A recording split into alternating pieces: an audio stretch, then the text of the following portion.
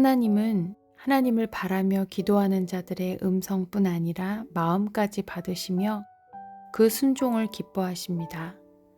때론 하나님이 기도하라 하셨으니 순종하는 마음으로 기도해야지라고 생각할 때가 있는데 하다 보니 나를 살게 하시려고 기도하게 하셨구나 깨달아질 때가 있습니다. 하나님의 진짜 마음을 알게 되는 것, 우리가 세운 계획과 의도가 잘못되어 있는 것을 알게 되는 것도 기도를 통해 가능해집니다. 무엇보다 하나님을 경험할 수 있는 최고의 방법이 기도인 것을 오늘도 경험하게 되시기를 축복합니다.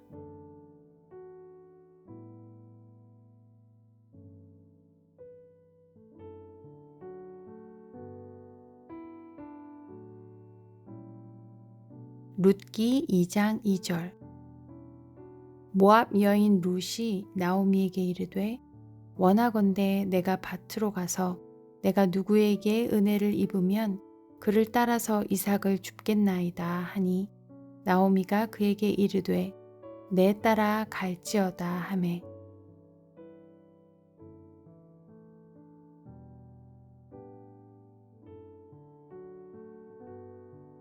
우리가 살아가다 보면 즐겁게 열정적으로 무언가를 해낼 수 있을 때도 있지만 억지로라도 참고 버텨야 하는 시즌이 올 때도 있는 것 같습니다.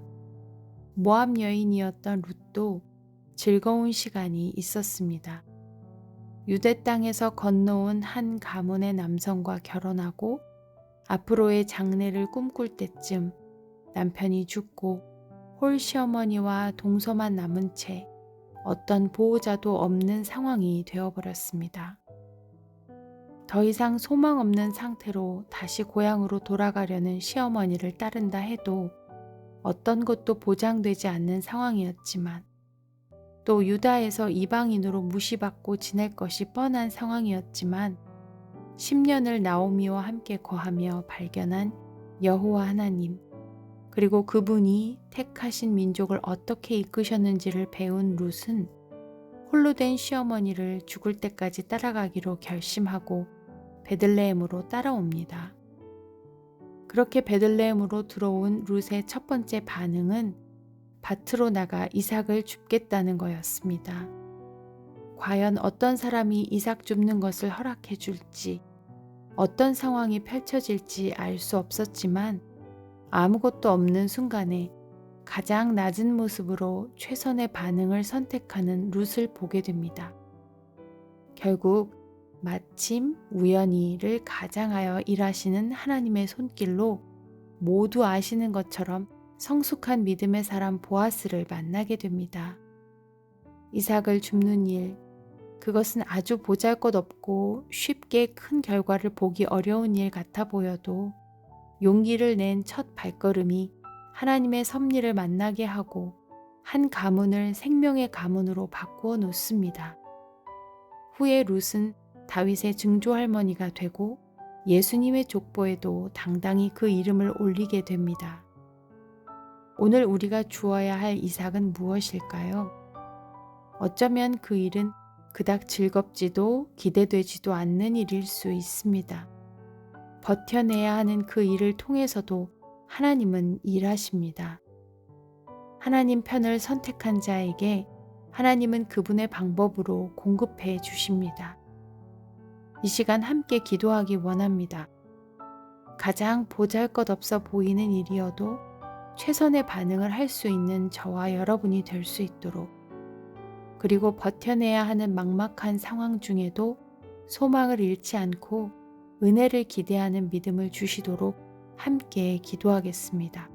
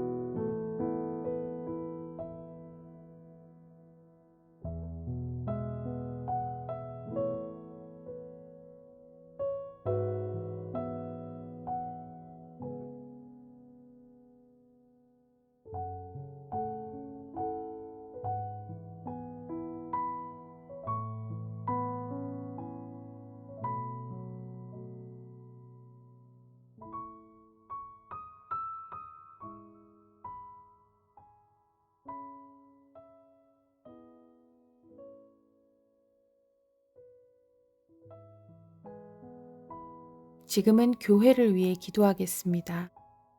세상에서 뉴스에 날만한 위대한 일을 교회가 해내므로 하나님이 영광 받으시는 것이 아니라 교회인 성도 한 명 한 명이 씨앗처럼 흩어져 자신이 서 있는 곳에서 성실히 이삭을 줍고 섬기며 사랑하는 삶을 통해 하나님이 드러나시는 것을 보게 됩니다. 그곳이 섬이든 농촌이든 오지이든 도시이든 하나님이 부르시는 곳에 서서 예배하는 수많은 교회들이 거룩하고 정결하게 소명을 지켜내게 해주시도록 예수 그리스도의 참 제자가 계속 훈련되고 세워져 가는 교회 되도록 함께 기도하겠습니다.